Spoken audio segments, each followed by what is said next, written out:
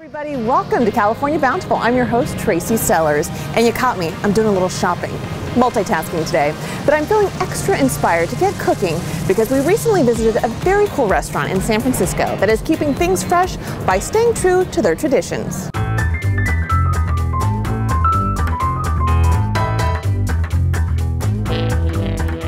The restaurant, it's difficult to describe, and I think that that's been one of the challenges for us. Is we opened the restaurant, I was 26 years old when we opened the restaurant, and we are always changing and evolving.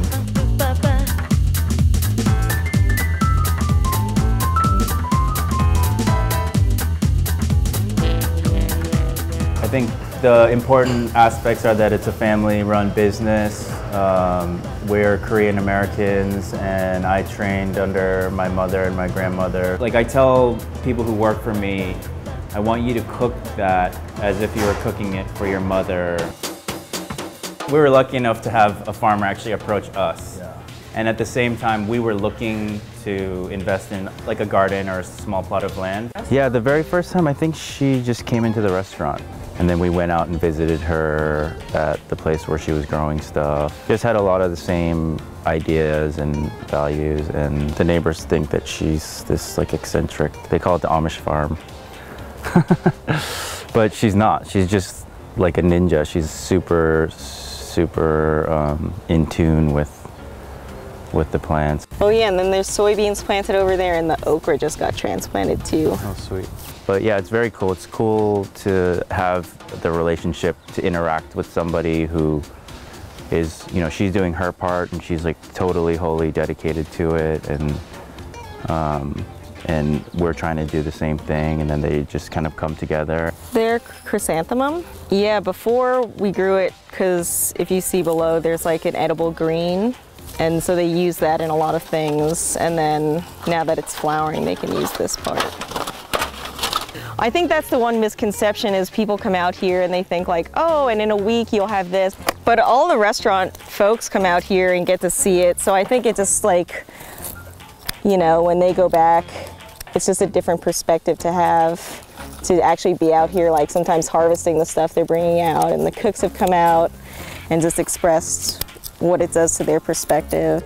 It's definitely effective in terms of just appreciating the product more. It's so much work for what seems like not that much product, so that when you're handling that product, you're really you know, sensitive to that.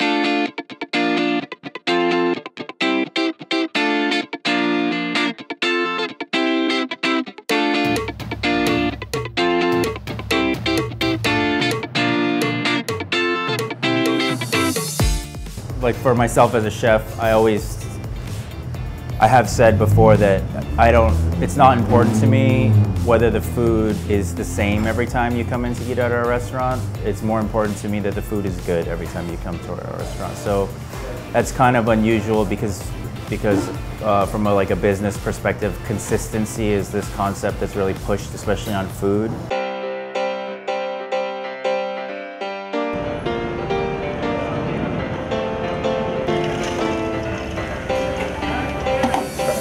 And we actually started out doing street food before the restaurant, so it made sense for us to do. And this is such a high-profile market that it really boosted our business overall. It's hard to describe to people. You know, it's not really pigeonholed in any category. And for us, it's just kind of what we grew up eating. We didn't grow up eating like other kids, I don't think, but we learned to appreciate things that were common in America. This is the Namu Korean fried chicken. It's my favorite thing probably to eat. It's got so much going on. It's got really good quality pasture-raised chicken from Rinsun Farms that we brine, slow boil, so it's really moist. You know, it's kind of more like quick. So, you know, it's like a lunch thing, so people are always on the go, so it's less questions, and people know what they want. We do a lot of music festivals and stuff like that, and this is really our element. We're very good at setting up shop in random places.